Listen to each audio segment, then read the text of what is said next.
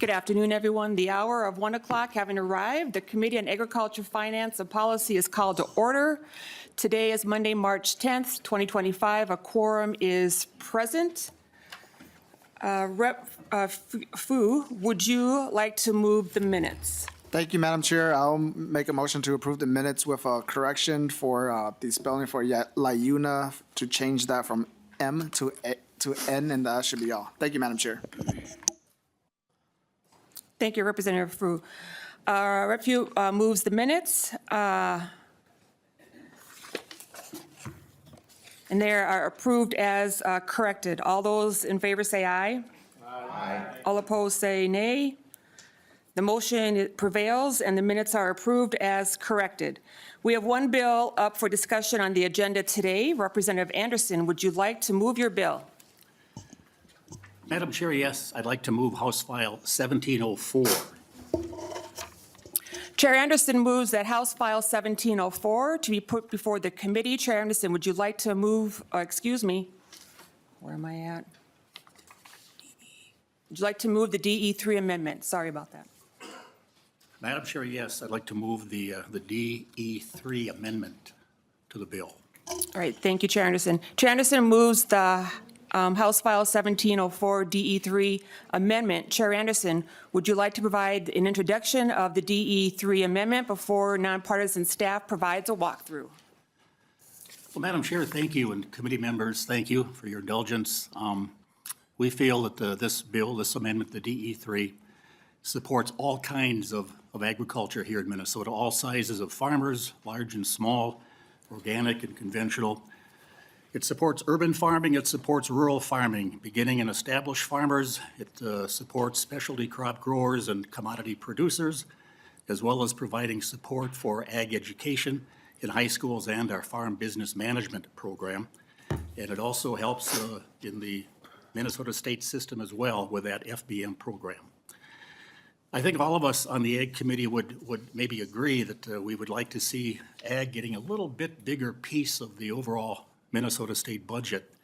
And this bill does that. Not a big push, but it increases our base by about $17 million. And that's about just under 4% of the anticipated $450 million surplus at the end of the 26-27 biennium.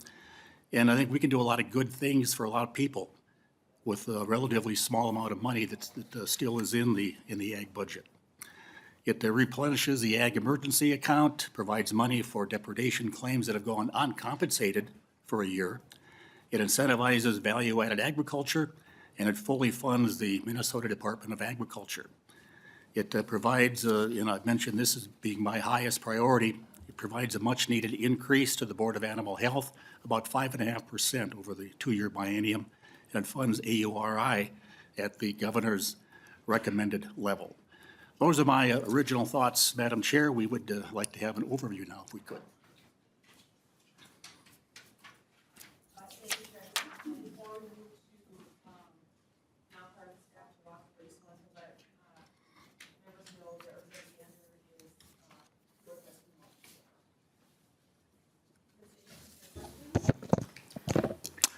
Chair and members, for the record, Ken Savory, House Fiscal Analysis.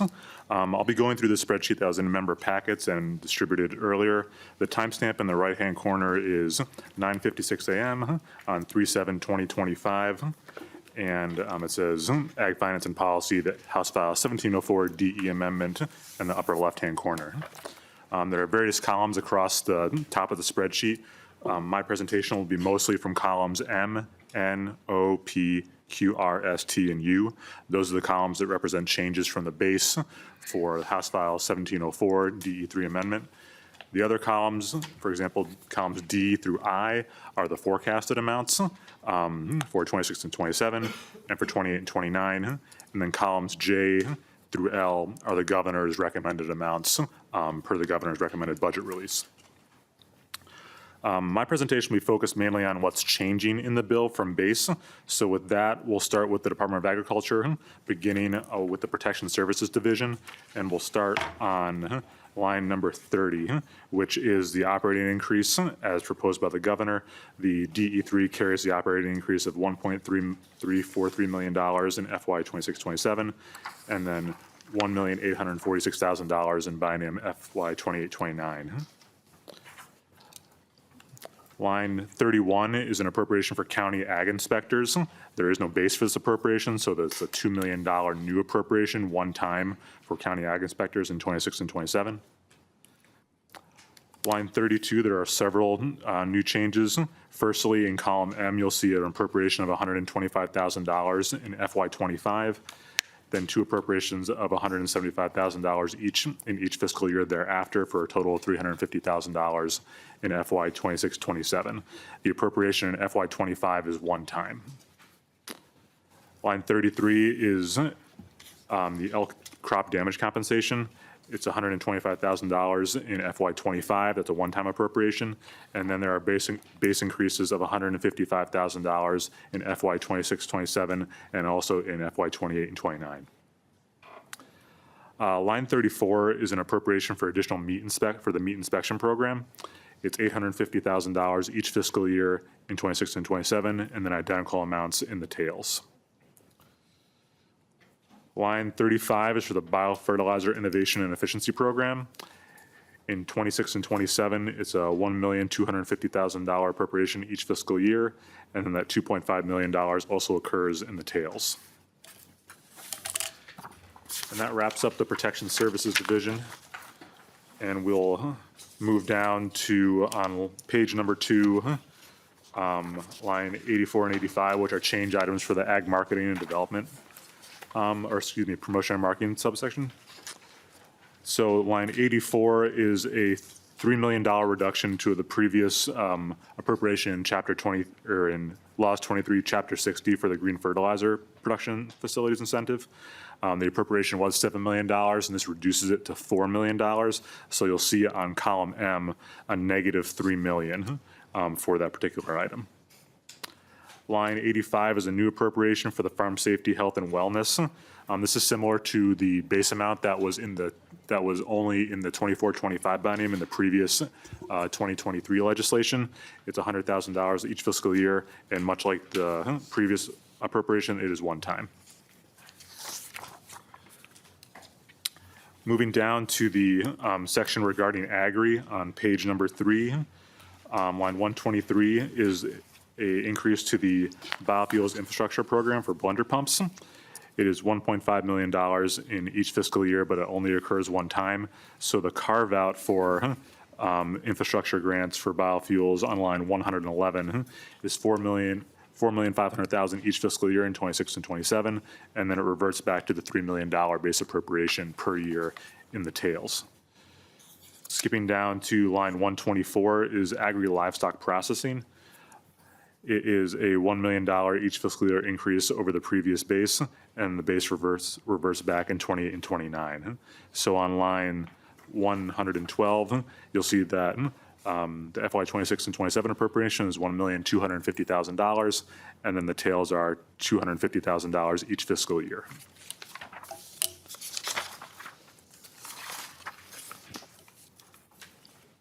And then chair and members, you'll see on page 4, this is the admin and financial assistance section. Line 185 starts the changes to that section, and I'll begin with the operating adjustment. That is $341,000 in FY 26-27, and then $408,000 in the tails. This is identical to the governor's proposal. Line 186 is an appropriation for mail C. This is an increase of $250,000 each fiscal year, and that occurs in the tails as well. Then the following items are pass-through grants to various agricultural organizations. I'll just go through these quickly. They all occur in the first year, and they all are one time. Line 187 is $2,000 for the Poultry Association of Minnesota. Line 188 is $36,000 for the Livestock Breeders Association of Minnesota. Line 189 is for the Northern Crop Institute. That's $120,000. Line 190 is the Minnesota Horticultural Society at $68,000. Line 191 is the Center for Rural Policy and Development, that is $50,000. And then flipping over to page number 5, you'll see line 192, that is $150,000 for the Minnesota Turf Seed Council. And then line 193 is for Green Seam. It's $400,000 one time. The next several items are reductions to base appropriations. So on line 195 is a $450,000 reduction each fiscal year for Second Harvest Heartland, and that reduction also occurs in the tails. Line 195 is the Emerging Farmer Office. It's a $250,000 reduction each fiscal year, and that also occurs in the tails. Line 196 is for the Climate Implementation Coordinator. The base for this appropriation is $150,000, so this reduction of $150,000 each year also eliminates the rider in the language. And then line 198 is an appropriation to First District Association for dairy processing wastewater assistance. It's $3.1 million, and it occurs one time. And then, Chair and members, that wraps up the Department of Agriculture. You'll see on line 223 appropriations, and in column Q, you'll see the difference from base, which is $16,470,000 in FY 26-27, and then the difference from base in the tails is $5,914,000. The Board of Animal Health begins on line 225. There's one change item, and that is the operating adjustment. Line 234, it's $714,000 in FY 26-27, and then the identical amount repeats in FY 28-29.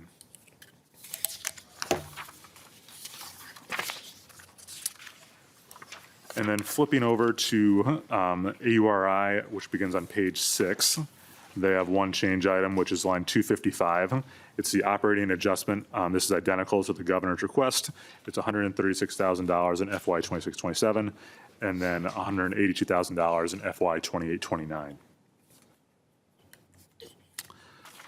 The last agency within the committee's purview is line 261, which is the Deed Office of Broadband Development. There are no changes made to the base, so the appropriation remains the same, which is line 269 of just over $2 million in FY 26-27, and then the identical amount in FY 28-29. There are several transfers that occur within the bill that are not appropriated, but they're actually transfers between accounts, so from the general fund in this case to the ag fund or to the special revenue fund. One of them occurs in FY 25, which is on line 275. It's $1.5 million from the general fund to the ag emergency account. There are several base transfers, pollinator research account, Minnesota grown, those remain at base. The GREET appropriation, which is line 279, is an increase of $1 million over the base and $1 million over the base for the tails. Specifically, the designation within a GREET for Farm Business Management MAIL-C FBM grants, or FBM, is $2,750,000 each fiscal year, so $5.5 million for the biennium. That's $1 million increase over the base, and that occurs in the tails as well. And then, Chair and members, that wraps up the general fund changes. You'll see the changes for agree on line 29, and another change item for the transfers is line 300, which is the ag emergency account. We covered those a little earlier. Line 304 is the summary of general fund impact. So you'll see the various total appropriations for the general fund for the various agencies within the committee's purview. I would draw everyone's attention to line 311, which is the general fund direct appropriation total. And this is the net calculation of the impact on the general fund. So that takes into account reductions and spending in FY 25, as well as spending in FY 26 and FY 27. So if you look in column Q there on line 311, you'll see $17,070,000 is the committee's net general fund impact over base in FY 26-27. And then the DE in column U is $7,810,000 in FY 28-29. As a point of information, just on line 316 are the various all funds totals. This includes things like the ag fund, the special revenue fund, remediation fund, gift fund, et cetera. Those are all at base amounts, so just as a point of information there.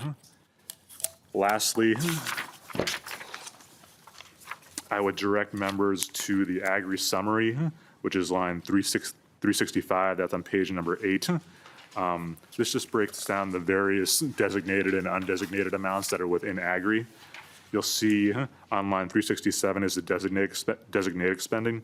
That includes things like county fair distributions, bioincentive grants, bioincentive payments, biofuels infrastructure, which we talked about earlier, the livestock processing pieces. And then you'll see there'll be blanks here for the designated portions for urban youth agriculture, good food access program, and farm to school early care. And the reason for that is they are now, based on the language, direct members' attention to line 379, which is allowable spending. They are no longer appropriations, but up to designations within Agri that allow the department to spend up to a given amount per the DE. So for example, on line 380, up to $2 million is allowable spending in Agri in FY 26 and 27, and per the tails. The same can be said, just flip the page over to line 381 and 382 for the Good Food Access Program, which is $1 million each fiscal year, and the Farm to School and Early Care designation, which is, or excuse me, allowable amount, which is $1,294,000 each fiscal year. And then on line 384 is just the administrative allowance per Agri, which stays at the base amount of 6.5% each fiscal year. So, Madam Chair, that concludes the walk through the spreadsheet, and I would turn it over to Ms. Mullenbeck to cover the language. Thank you, Ken Savory. Megan Mullenbeck, Bach, right? Mullenbach. Beck, sorry. Please go ahead. Thank you. Chair members, Megan Mullenbach, House Research. I'll be walking through the D3 amendment. This is similar to the 2023 finance bill, and for the most part, it's the same rider language. Section 1 is just the boilerplate appropriation format, and Section 2 is funding for MDA. Subdivision 1 is the total appropriation. Subdivision 2 goes to MDA's pesticide and fertilizer management, lab services, plant protection, dairy and meat inspection, and food and feed safety divisions.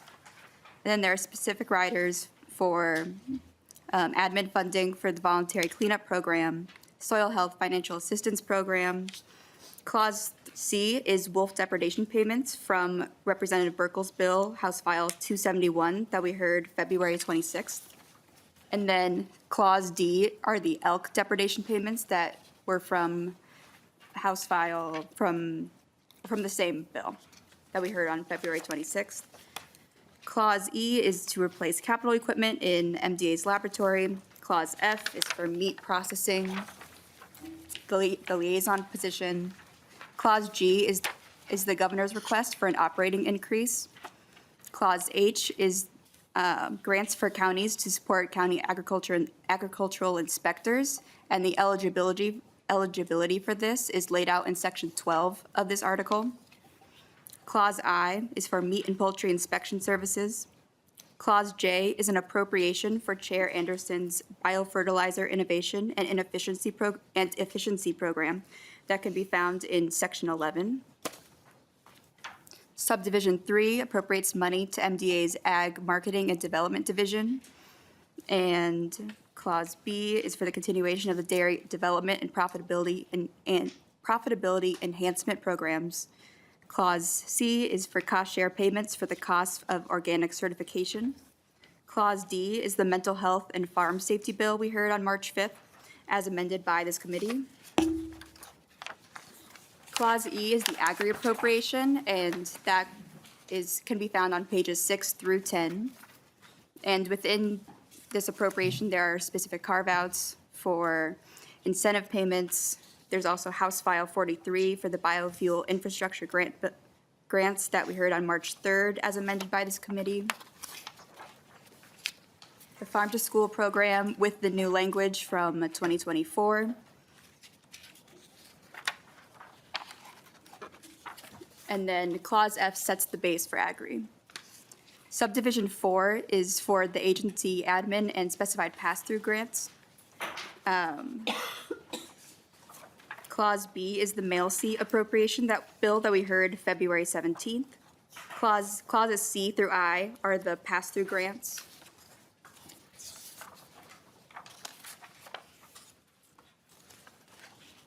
Clause J is for grants to Second Harvest Heartland, and the purposes are laid out on pages 12 and 13. And it also requires reports from Second Harvest. Clause K is for grants for the Southern Minnesota Initiative Foundation. Clause L is for the Emerging Farmers Office. Clause M is for Farm Advocate Services.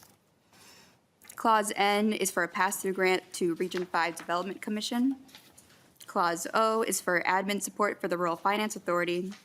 Clause P is the governor's request for an operating increase. Clause Q is for down payment assistance grants with the updated 2024 rider language.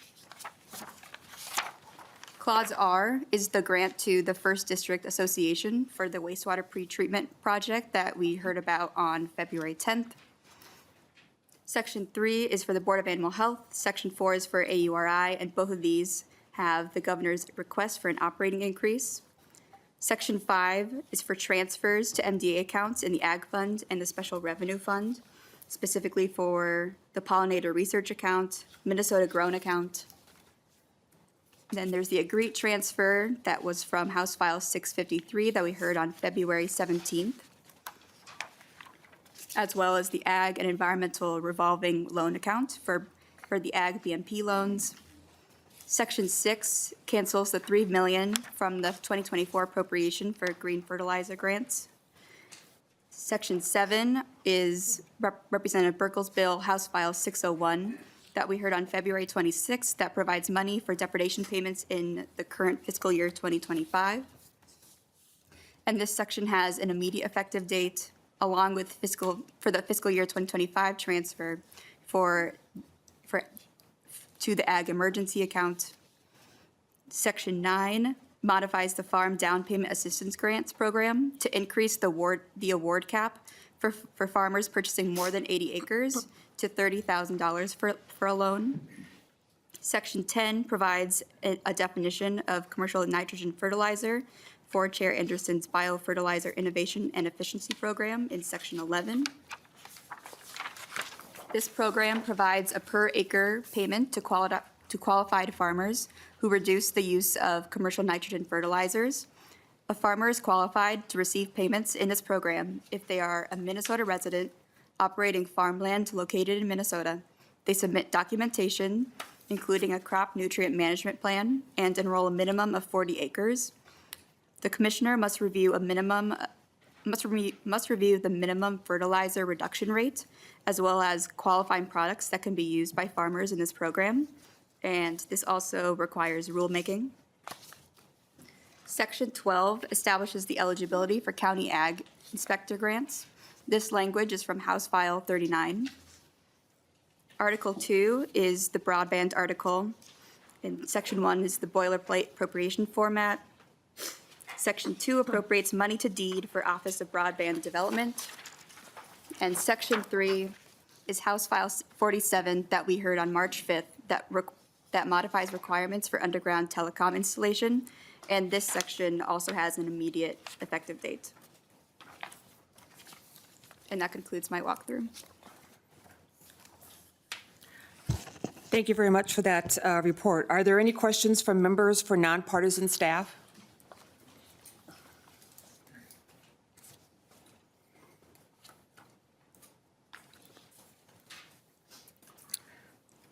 Seeing none, all right.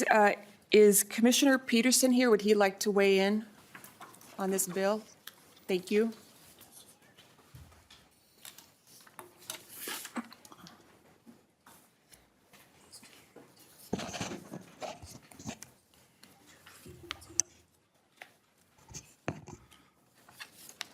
Madam Chair, members, Tom Peterson, Commissioner for the Minnesota Department of Agriculture.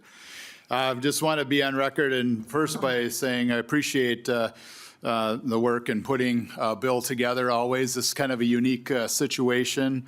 When we look at it too, we taking in things that are big issues right now for the department, like our operating adjustment, the wolf and elk situation, where we are behind on the payments, meat inspection, and the ag emergency account. There definitely are things in here that need to be addressed. I'd say right now, though, the department and the administration's position is currently to support the governor's budget until we have like a global target situation that's agreed to. And so that's, our position at the time. A lot of the things too may kind of work themselves out in the next couple of weeks with our federal funding situations, but I can just tell you right now that there's a lot of uncertainty in different programs that we're having. It seems to change by the hour, and actually the minute, the hour, and the days in the weeks ahead. So, Mr. Chair, or Madam Chair, and Mr. Chair, we do look forward to working with you together to craft a bill that bipartisanly that hopefully we can pass and do well for agriculture. So, thank you. Thank you, Commissioner Peterson. Do members have any questions for Commissioner Peterson? Seeing none. All right, thank you. Members, we have testifiers to speak, present to speak on a couple of the provisions that we have not heard this year and have not been included in previous ag finance bills. The first one to come to the table is Cameron Henning, agronomist for Pivot Bio. Would you please come to the testifiers table, state your name, and provide your testimony? Thank you.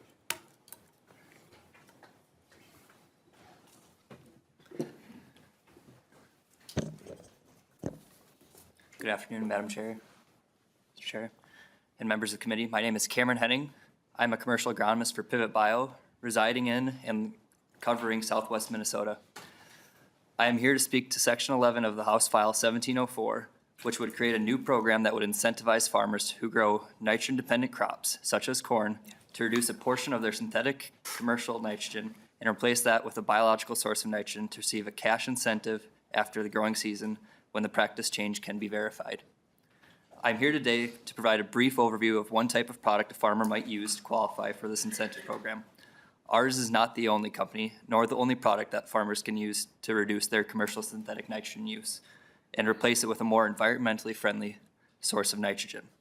Biological products seem to be one of the most rapidly growing areas of agriculture, with dozens of companies offering new products and solutions, and more companies entering the space every day. An example of a biological source of nitrogen would be a naturally occurring microbes that take nitrogen from the air and deliver it to the plants, i.e. nitrogen-fixing bacteria. The product and microbes I work with go on the seed at planting and are gene-edited to fix nitrogen on the root system of the plant around the clock, providing a stable and consistent source of nitrogen. These gene edits do not add anything to the microbe and do not change their genetic makeup of the microbe.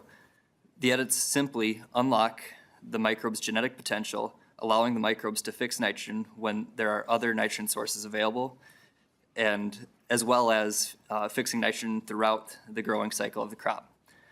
The practice of using biological sources is important because there are a number of environmental benefits that come with making the switch. Even for just a portion of the nitrogen needs, maybe most timely to the state of Minnesota is the potential water quality benefits. Biological sources of nitrogen do not leach and do not volatilize, and therefore do not contribute to high nitrate in the water or nitrous oxide in the air. Rather, these forms of nitrogen are spoon-fed to the plant and are spoon-feeding the plant a portion of their nitrogen needs throughout the growing season with virtually no impact. By taking even a small portion of synthetic nitrogen out of the growing cycle means that a potential source of nitrate leaching and contamination was never in the system. Just like farmers apply nitrogen annually, they can use biological sources of nitrogen, such as nitrogen-fixing microbes, annually to meet part of their nitrogen needs.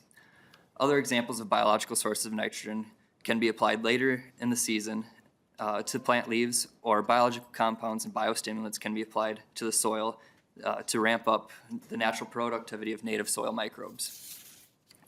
Again, I am here today to provide a brief overview of one type of product a farmer might be able to use to qualify for this incentive program. Biological products are growing rapidly throughout agriculture, with dozens of companies offering new products and solutions all the time. Thank you for your time and the ability to provide some technical content to the proposed incentive program. I'm available to answer any questions you might have. Thank you. Thank you for your testimony. Do members have any questions for Mr. Henning? Seeing none. All right, thank you very much. Next up for testifying, I have Bob Dunning, Stearns County Agricultural Inspector. Please come to the testifiers table, state your name, and begin your testimony. Thank you.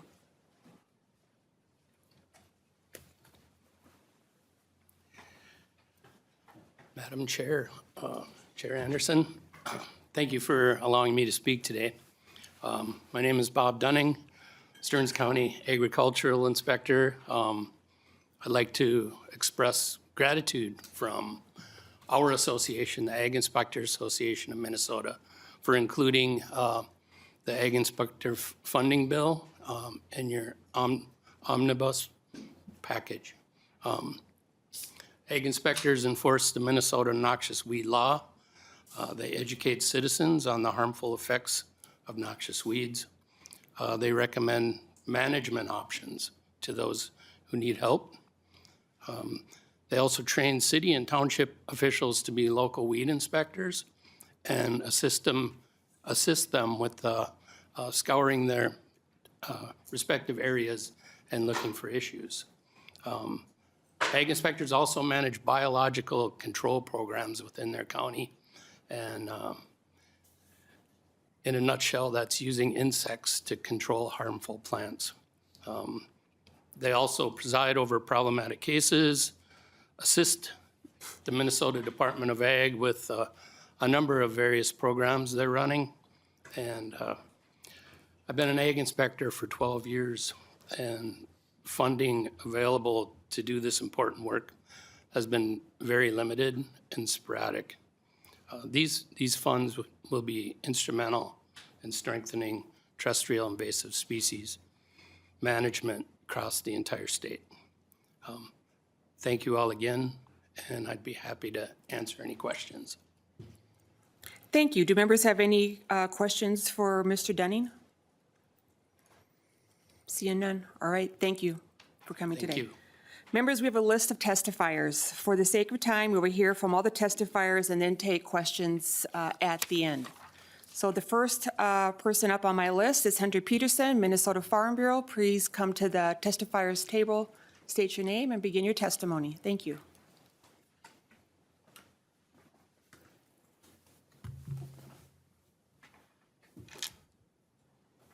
Thank you, Madam Chair. For the record, my name is Hunter Peterson, and I serve as the Public Policy Specialist at Minnesota Farm Bureau Federation. On behalf of our 31,000 family farm and ranch members, appreciate the opportunity to comment on the DE amendment to House File 1704.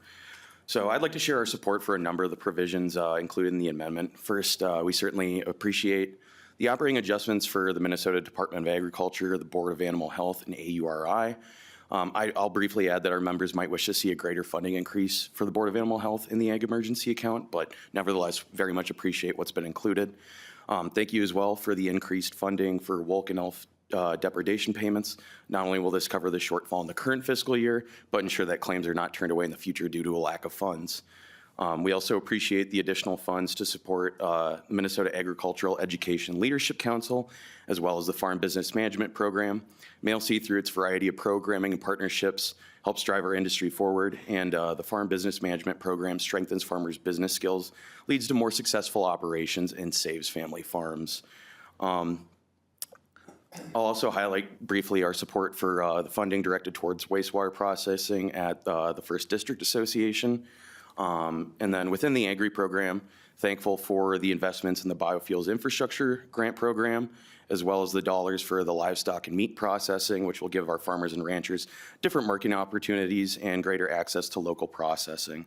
I'll comment too on the funding for the proposed biofertilizer program. Certainly think it has a lot of merit. It's a good idea. But just given the state's fiscal situation, I think it might be better to direct those funds towards an established program. I think this concept could fit somewhere within the Soil Health Assistance Grant Program, which provides farmers a wide array of options for their soil health practices. And that's a program that has seen strong demand since its establishment, continues to be oversubscribed. And I think some of those funds too could be put towards the Board of Animal Health or the Ag Emergency Account, just to make even more certain that our state is prepared for present and future animal health challenges. So I'll just end by reinforcing that the state's tight financial situation will not be solved on the back of the agriculture budget. Agriculture is a tiny portion of our state budget, especially compared to its economic impact. So as Chair Anderson said, this relatively small pool of funds will do a lot of good. Thank you, Madam Chair, for the opportunity to comment, and after the other testifiers, happy to answer any questions. Thank you. Next up is Stu Laurie, Minnesota Farmers Union. Please come to the table, state your name, and begin your testimony. Thank you. Thank you, Chair Harder and members of the committee. For the record, my name is Stu Laurie, Government Relations Director for Minnesota Farmers Union, and on behalf of our members, I'm glad to share some thoughts on the DE to 1704. I'll start by highlighting a couple pieces that we're glad to see in this proposal, and certainly more to discuss, but I'll echo the support for operating increases for MDA, AURI, and Board of Animal Health, and just the fact that programs are largely held harmless at the agencies.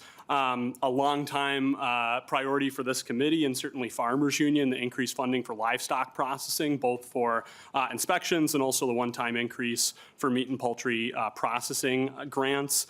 Third and top of mind, particularly given the challenges in the farm economy right now, I wanted to highlight the investments in farm business management and farm safety, health, and wellness.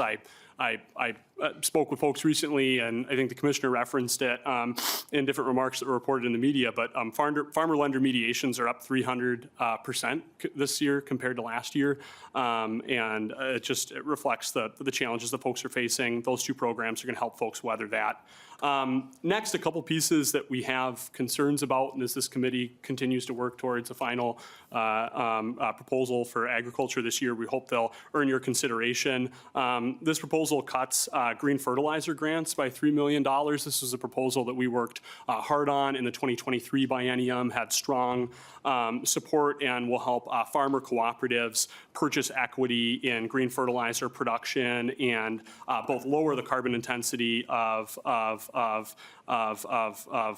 cropping systems and also invest in that local generation of fertilizer. Second, the cuts to the Emerging Farmers Office. I think, when I go around the country and talk to other farmers union states, they're jealous of all the incredible programming that we have in Minnesota. That office helps folks access that programming and make sure that everyone can build a life in agriculture in Minnesota. And finally, I'll just highlight the change in appropriations language, in particular to the Farm to School program, saying that it's up to an amount and not designating an amount within Agri. I fully trust the Department of Agriculture supports Farm to School, but they did just have a significant cut to federal funding for Farm to School, and so want to make sure to flag that as well. It's hugely popular with our members. I'll just end by sharing that from our view, a good agriculture budget complements, leverages opportunities, and in particular fills gaps that are created by the federal government and in particular the Farm Bill. When I talk to members, they're not looking necessarily at St. Paul, honestly, right now. They're looking at DC. And they're seeing frozen ag programs, layoffs at county offices. The House just passed, the House majority just passed a $230 billion cut to ag programs, or instructions for the committee to make that. And I think they're wondering about how that's going to land. So, I mentioned farmer lender mediation. That's something the committee hasn't had the opportunity to talk about now. I did learn that their funding is frozen right now while they're experiencing that extraordinary increase in demand. So flagging that, and I hope as this committee continues to have conversations about the agriculture budget, we can gain more certainty from our federal partners and then respond to that in kind. So thank you for the opportunity to testify, and I'll be happy to answer any questions. Thank you. Next up is Laura Schreiber, Government Relations Director from the Land Steward Project. Please state your name for the record and begin your testimony. Thank you. Thank you, Madam Chair. For the record, my name is Laura Schreiber. I am the Government Relations Director for Land Stewardship Project. LSP is a grassroots membership organization made up of farmers, rural residents, and supporters across Minnesota and the Midwest. And our mission is to promote sustainable agriculture and create a more just farm and food system. So I appreciate the opportunity to comment on House File 1704 today. There's not enough time to discuss everything in the bill, but wanted to keep my comments toward LSP's three main legislative priorities this year that we developed through our farmer steering committees. So first, creating greater market access opportunities for small and mid-sized farmers by supporting programs like the Farm to School and Early Care Grant Program, Livestock Processing Investment Grant as well. Second, to support funding and pathways for land access, especially for new and beginning farmers, as this is the #1 barrier that we hear from farmers to succeed in their business and be able to make future planning decisions. Third priority, to scale the adoption of soil health practices across Minnesota to help create more resilience in the land, protect our water, and ensure farmers can adapt to our changing climate. Equipment is often quoted as a top barrier to adopting new practices, which is why LSP is excited to see investment in the Soil Health Financial Assistance Grant, and would love to see greater investment as that's been a very oversubscribed program. However, disappointed to see the proposed cut to the climate coordinator at MDA. They've just brought on a fantastic new staffer to help support farmers in Minnesota accessing resources that can allow Minnesota farmers to really be a leader in soil health. And I'll echo Stu's concerns around the funding for Farm to School. This program has been incredibly popular. Each year there is greater demand to be able to get fresh fruits, vegetables, protein into schools and pay our local farmers for that. And would like to see that base funding remain at $1.29 million. In fiscal year 2023, we had $5.6 million in requests for that program. So the demand really is clear that people want to take opportunities to utilize this. And just to give further context, this is especially important as we learned late last week that the cooperative agreement the MDA had USDA to bring $13 million into our state over the next 3 years is now canceled. So I think really important to prioritize funding for that program. Moving into, supporting land access, the Emerging Farmers Office is incredible for the work that it does. And I know many farmers that go through LSP's Farm Beginnings course take well advantage of the offering and programming that the incredible staff do there. And knowing the average age of farmers is at an all-time high of 57, I think it's really important that we support the next generation of farmers and continue to fully fund that office. Lastly, just covering the farmland down payment assistance program. We appreciate the continuation of $1 million per year, though with land access being the #1 barrier many new farmers are facing, would like to see greater investments in that program. And we appreciate the recommendation to change the funding amount, since a lot of people we talk to, $15,000 is helpful, but not necessarily as much when the average price of an acre of land is around $6,000 for Minnesota. So instead of for just applicants that are purchasing more than 80 acres of land, recommend that the grant award be made $30,000 for all applicants.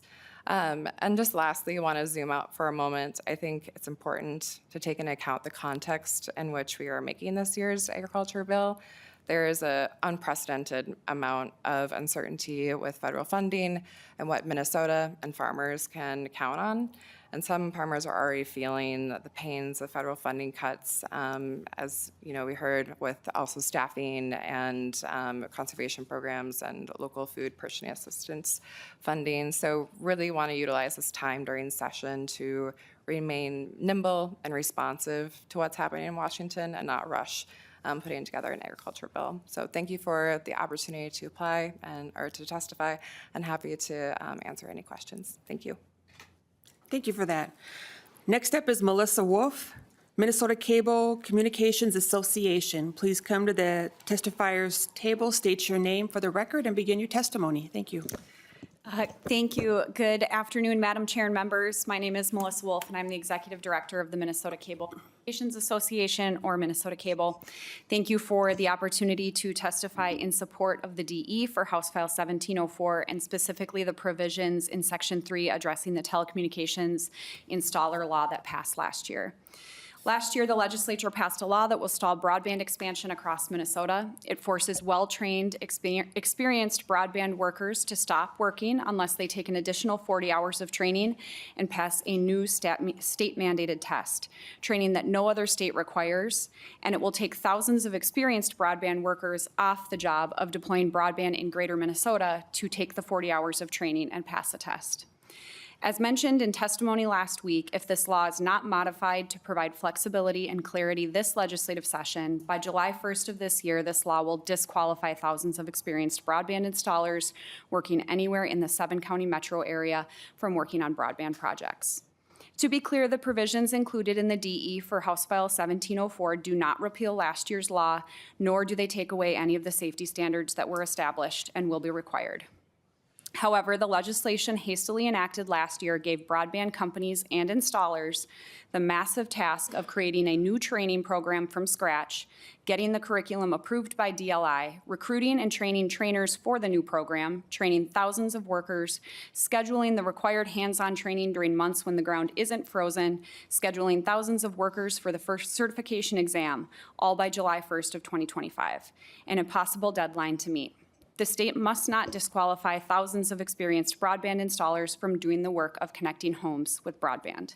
Section 3 of the DE amendment provides additional time, flexibility, and clarity to get the new safety program up and running, so the new certification program is done right, broadband work is not interrupted, and we meet the federal mandate to invest $652 million into Minnesota broadband in the next 4 years. With so much work to do and so little time to do it, Minnesota can't afford to sideline its broadband workers. We must fix the flaws in this law and keep Minnesota's broadband workforce in the field doing the work of connecting Minnesotans to broadband. Thank you to Chair Anderson for including this important and crucial bill, and to the committee for your consideration and support, and I'm happy to answer any questions later. Thank you for that. Next up is Tom Hansen, representing Minnesota Telecom Alliance. Please come to the testifiers table, state your name, and begin your testimony. Thank you.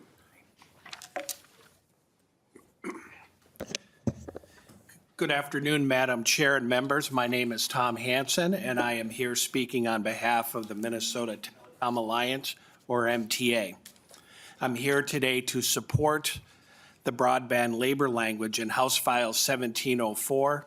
As you heard in testimony last week, this language is an important start to ensuring all Minnesotans get access to border-to-border broadband. While the MTA believes that the tools are already in place to ensure the safe installation of broadband through the Office of Pipeline Safety and local permitting authorities, we are committed to working with all of the stakeholders to find compromise where we can with the law that was passed last year. The language in this bill is a step in the right direction. Our goal as an organization for the last 10 years has been to work with the state to provide true border-to-border broadband. This issue doesn't just affect Minnesotans in Carlstead or Byron or Pipestone, but also Minnesotans in Minneapolis, Mankato, and St. Paul. MTA also understands that more work is needed to find peace in the valley, something we all want, and we are committed to that process. Thank you, Madam Chair and members, and I'll be available for questions. Thank you for that. Next is Kevin Pranis, Marketing Manager of LiUNA, Minnesota and North Dakota. Please come to the testifiers table, state your name, and begin your testimony. Thank you. Thank you, Chair and committee members. Kevin Pranis on behalf of LiUNA, Minnesota and North Dakota. I'll try not to repeat any of my testimony from last week. I would just say, in general, we thought there was a respectful conversation. We don't understand at this point why, though a controversial and poorly vetted changes to labor statutes that disproportionately impact the Twin Cities metro area are part of the House Agriculture Committee's omnibus bill, especially when the changes have been opposed by cities, gas utilities, and organized labor as unwise and unsafe. When Minnesota passed the broadband safety bill, we flashed a red light to fly-by-night and often out-of-state contractors that have been tearing up rights-of-way and endangering communities like Austin and Bloomington. One of the largest telecom contractors testified in House Workforce Committee that the market is already getting better as a result. Section 3 would reverse that progress and send a green light to the same kind of contractors that thought it was appropriate to patch a gas pipeline leak with duct tape. None of the proponents, it's unclear what the intention of the bill is with regard to training hours, but I would say that if the intention is to reduce from 40 to 10, none of the proponents of the legislation have attempted to explain how they intend to cut training time by 3/4 while adequately covering required content. Mr. Hansen from ABC dodged that question here. Last week, Mr. Christensen said, how much in a workforce, how much training does it take to dig a hole, which doesn't answer the question. And the answer is you can't. As any construction laborer could tell you, what happens when you try to put 40 gallons of anything into a 10-gallon bucket, you end up with a mess all over you. So I'd last say that what Minnesota really can't afford is more contractors that think duct tape is a good material for patching pipeline, and we urge the House Agriculture Committee not to race in that direction, but instead refer this matter to the Labor Committee since this refers to labor statutes. Thank you for your time. Thank you. Next up is Jamie Fitzke, Director of Government Affairs, CenterPoint Energy. Please come to the testifier's table, state your name, and begin your testimony.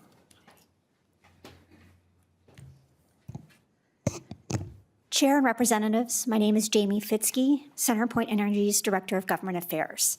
I'm here to speak on Article 2, Section 3, the broadband provision.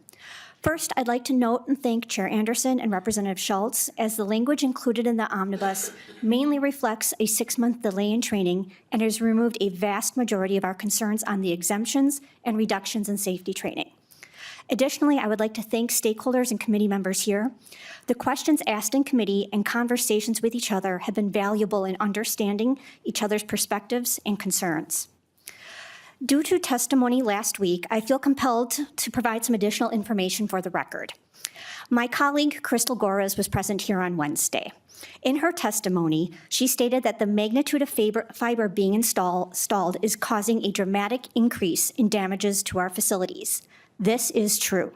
She noted that over the last 2 years, so 2023 and 2024, telecom damages have increased by 60%.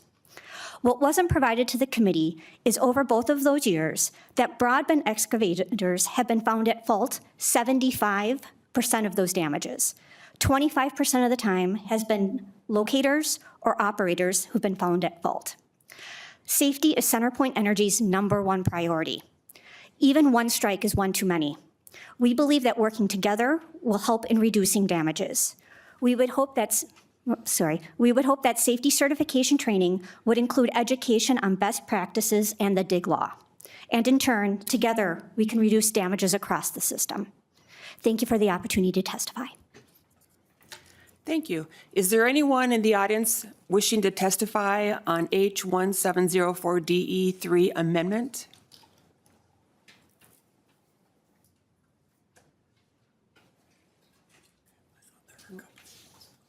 All right. Are there any questions from, okay. Please come to the testifier's table and then state your name and begin your testimony.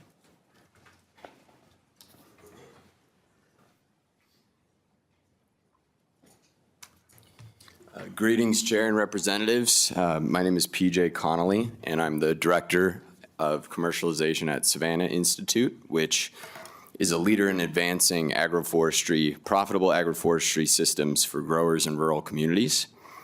We are enthusiastic participants in the movement to develop perennial diverse continuous living cover, or CLC agriculture in the upper Midwest.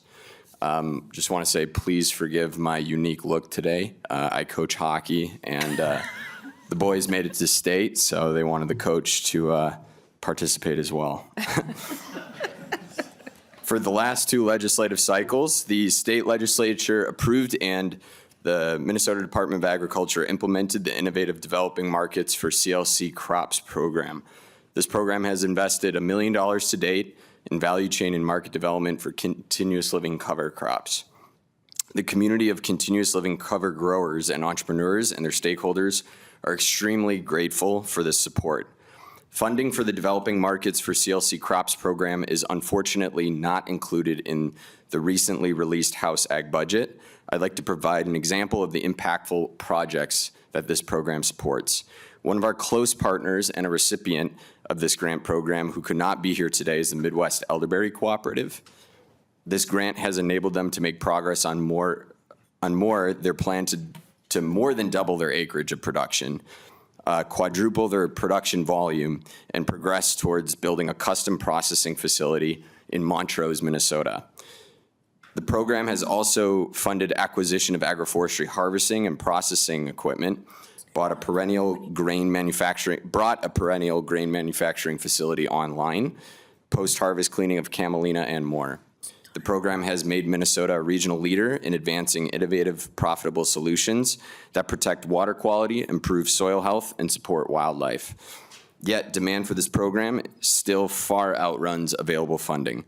On behalf of the agroforestry and continuous living cover community, I ask you to consider continuing support for the Developing Markets for CLC Crops program that will help spur new value chains, markets, and ultimately sustainable and profitable opportunities for Minnesota growers. Thank you. Thank you for that. Are there any other people in the audience who would wish to testify on this amendment?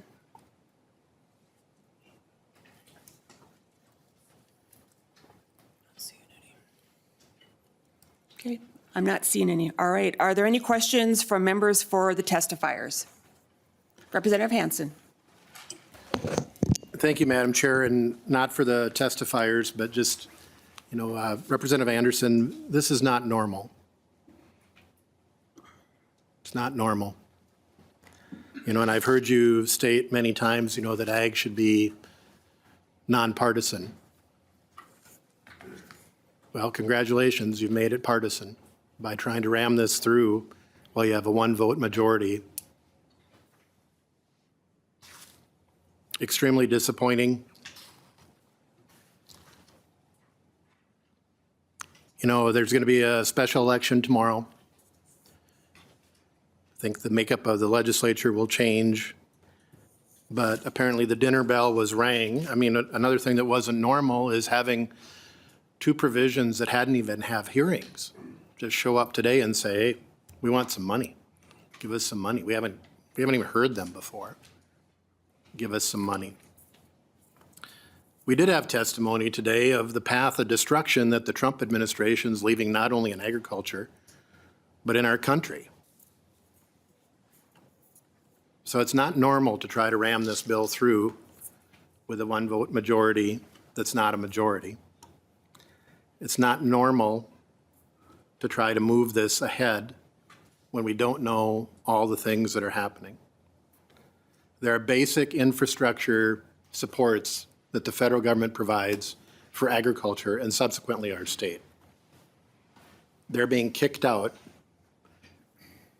by a federal government that just doesn't care, that is smashing things to smash them.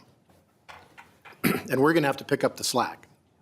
And we don't know how much slack that is, but supporting those better things. So we're sitting in here today, all the same folks acting as if it's normal. We'll just have a normal bill. We'll just pass it through because ag is special. Ag is especially going to be impacted by the federal government, and we do not know those impacts yet. So it'd be unwise, frankly reckless, to pass this at this time. It's not normal. One final thing, there's a poison pill in here, the broadband stuff, clearly controversial, stuck in the middle of the ag bill. No matter how, what condiments we put on the sandwich, it's still not going to go down, not going to taste good. It's not normal. So, we're not having a lot of questions today. Our questions are why try to push it through on Wednesday? We could wait. We could wait and work genuinely together in a compromise fashion to pass something, but we still don't know the groundwork. Yes, we've got the forecast, but as Commissioner Peterson said, every day, every hour, every minute, there's a new wreckage, new destruction. And we're going to need to know how to support agriculture in Minnesota together on that. So you guys can go through and pass stuff on Wednesday when you still have one vote, even though the election's tomorrow. But I don't think you have 68 votes. You can try to push this through, but we're going to have to do a do-over sometime. And we are willing to work at that point in the future to put together a bill that we all could vote for. But this is not that bill. Thank you, Representative Hansen. Chair Anderson, do you wish to address the concerns? Thank you, Madam Chair. And Representative Hansen, I hear you. But I would pose a question about what has been normal during this session so far. We sat here for nearly 4 weeks and patiently waiting for you all to come back, and thankfully we did, all got together. That pushed us back 4 weeks on this job. And one of my main reasons for wanting to do this, we were around in 2011 when there was a state shutdown, and luckily the ag bill got done before the session ended. It was the only bill that got done. And especially with the uncertainties potentially facing us from Washington, I think getting an ag bill done before it could get caught up in the things that may happen here at the end of session with things that go on, I think it would behoove us to get an ag bill done sooner rather than later. And I think back to the last night of session back in 2024, when a very large bill was covering numerous subjects was passed in the last, half hour of the session with no input from our side either. We put together a good bill. It has a increase in the base, and I don't think we're going to see that again as we go down the road. We were given a good target, and we'll have to see what happens. But I was happy to have the target as big as it was, and we did what we thought were good things with that money. Sure, there's things that weren't in there, and I would just explain the incentive program for the biologics. You and I were in Iowa for that conference this January, and I met a senator from Nebraska, and they've developed a program similar to this, and this is where we took most of that language from that bill. And I had the bill jacketed, but there was a couple of changes that had to be made to it, so we had to have it rejacketed. And I think it's been a month since, I think they've slowed down in the revisor's office. I got the jackets this morning for the bill, and we had to include it to have it be part of this meeting. So for that, that's the explanation for not hearing that. We've heard the bill about the ag inspectors before. I've carried that bill for a number of years. And I would just say one more thing. You know, last year's ag bill, I don't think had any provisions from the Republican side of the aisle. We maybe had some bills heard, and I'm not quite sure if anything that we had was included in the bill from last year. I may be wrong on that, but that's my recollection, Madam Chair. Representative Jacob. Thank you, Chair Harder and Chair Anderson. You're correct. And to talk about what's normal, we've been sitting on this side of the aisle for 2 years. And to speak to those very legitimate times that we tried to really bring quality amendments for 2 years straight, and last year, through the entire year, Democrats accepted one amendment, one word, one change. To just have that complete disregard for that long we've sat here for years, taking our medicine, doing the job as diligently as we could. I thank Chair Anderson for bringing this forward. This is the right time, and I understand your frustration, but please understand the frustrations that we've gone through for 2 years. So more of a comment than a question. Thank you. Thank you, Representative Jacob. Representative Frederick.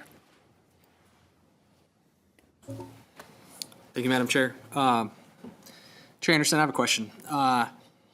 In the power sharing agreement, line 5.6, it says, "The intent of this agreement is that all powers and duties of a committee chair will be exercised by joint agreement of the co-chairs."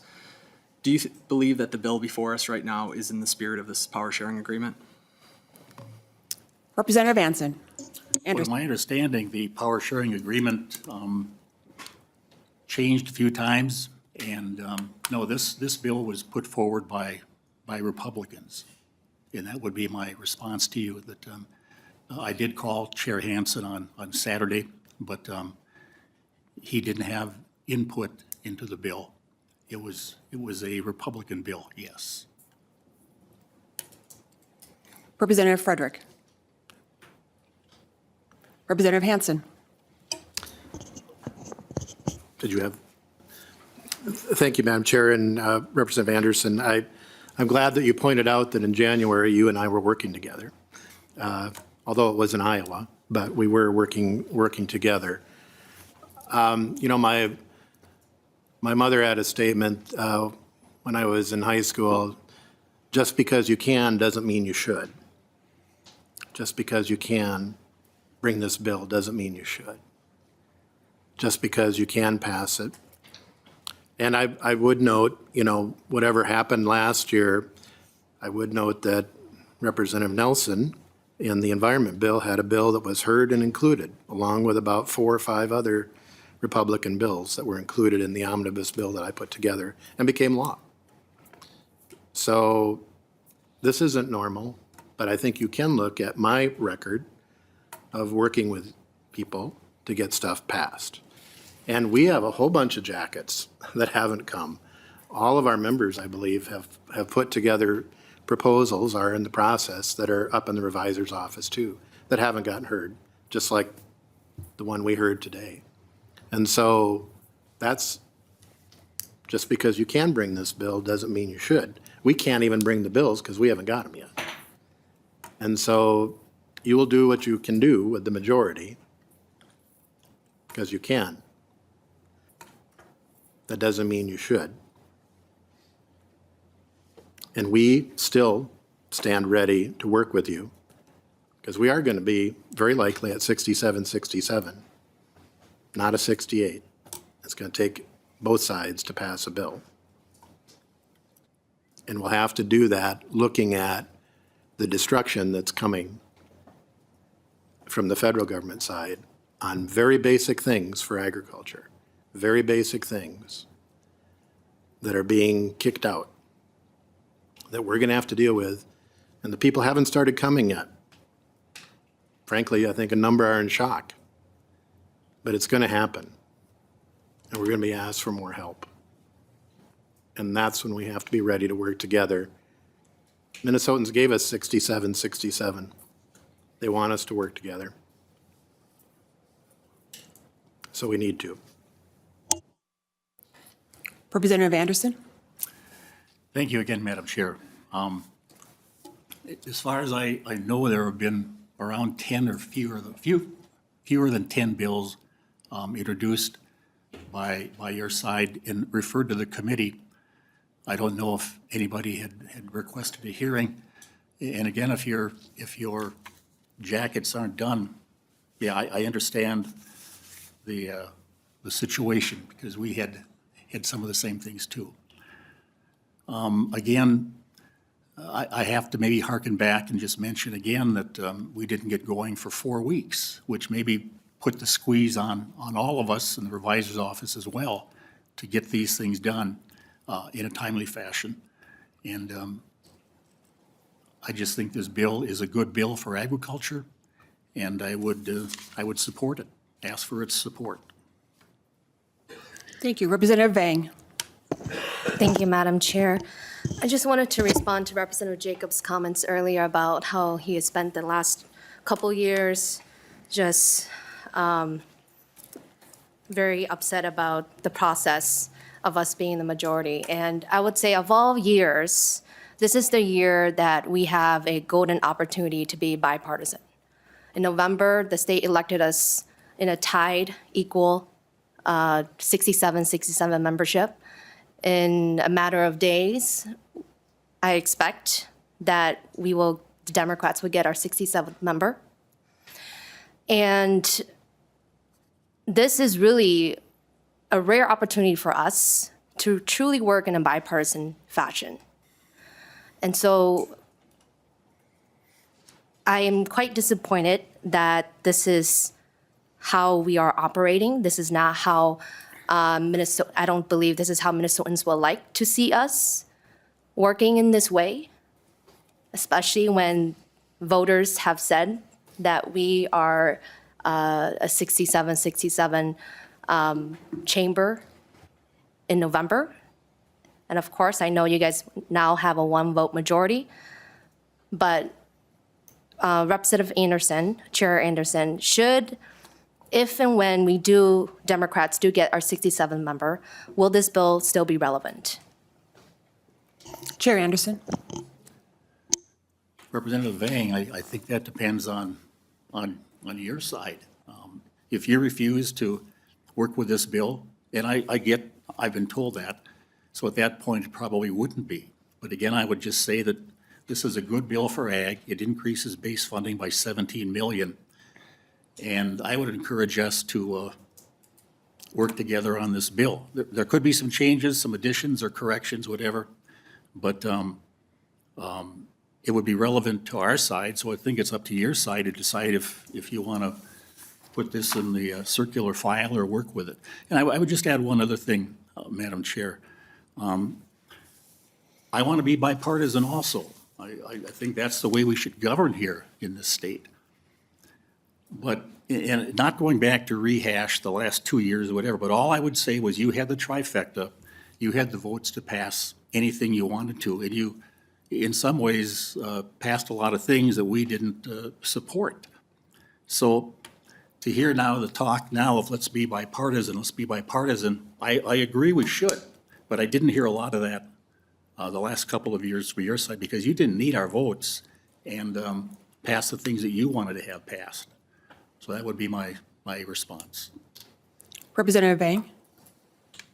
Thank you, Madam Chair, and thank you, Chair Anderson. I will just say that how we're hearing this DE right now, it is premature considering how there is a special election coming up. The budget targets have not been announced. We don't know what the budget targets are. So when you say there are budget targets, well, half of us don't know what they are.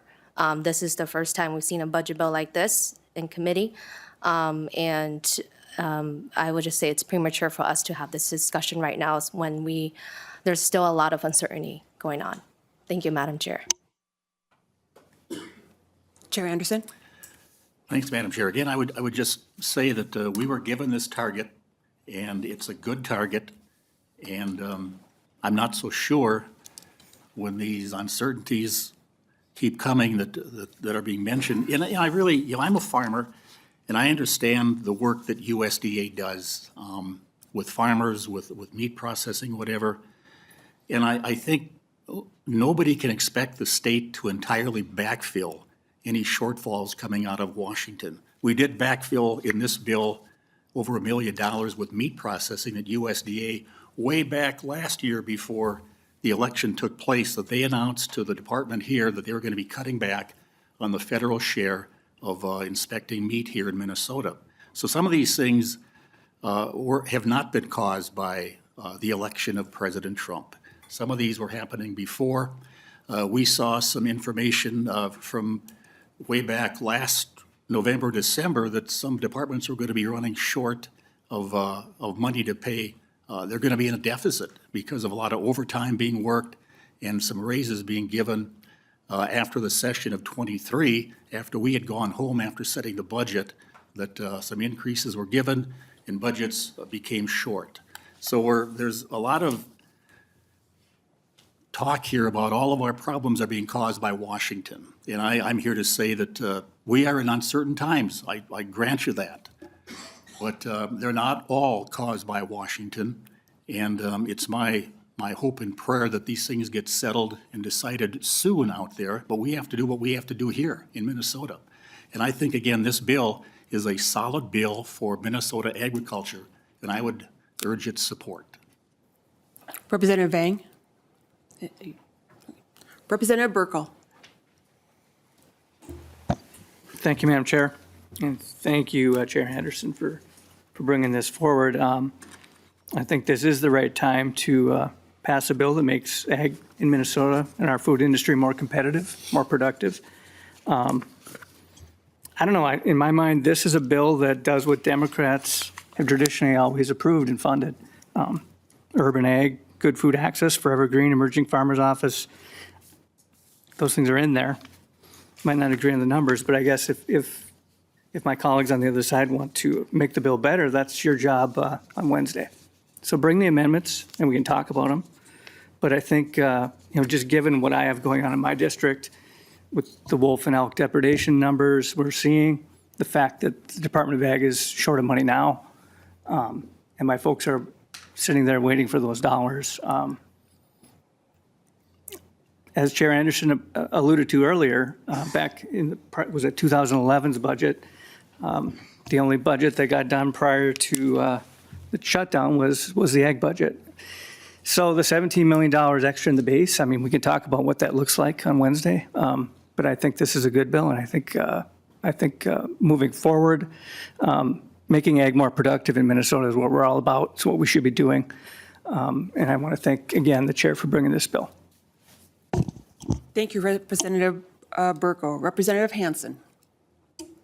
Thank you, Madam Chair. Just, one more note. I, and I'm sure others on the committee, I get emails from Republican constituents, and usually they say, stop spending, usually with capital letters and a bunch of exclamation points. So, I'm going to share the budget here, 17 million increase, and say, here's the Republican majority wanting to spend more. We are probably going to have a situation, I'll go back to the federal administration, where nursing homes will close, our human services budget, our education budgets, our higher education budgets are all going to get affected. And so I agree with you, we are going to have to be strategic, and that's going to take time to see on prioritization. And by passing this now, it's locking in the status quo with more money, with more GOP spending. I think we can do better. This isn't normal. And I look forward to working with you next week when we get back to the tie. Chair Anderson. No, I think I've said about what I need to say. Just one other small thing. The Office of Emerging Farmers talked about being cut. Under this bill, they would have the same funding they had in the current biennium, 24-25. They would not have an increase. And, only in government speak, I guess, when you call a reduction of an increase a cut. There are things like that in this bill. And we've done the best we could with our priorities and tried to help as many people as we could. And I would just ask for support. Any other members wish to speak on the bill? Seeing none, and I just want to ask, because we went from the testifiers to talking about the bill, does anybody here, any member, have any questions for our testifiers? Okay, I'm not seeing any. All right, Chair Anderson, do you have any concluding comments on the DE3 amendment before we lay it over? No, I do not, Madam Chair. Thank you, Chair Anderson. The H1704 DE3 amendment is laid over. Members, our next meeting is Wednesday, March 12th, 2025. Oh, have I forgotten something? Oh, I apologize. Let me back up. House File 1704 is laid over. I apologize for that. Members, our next meeting is Wednesday, March 12th, 2025 at 1 p.m. This meeting is adjourned.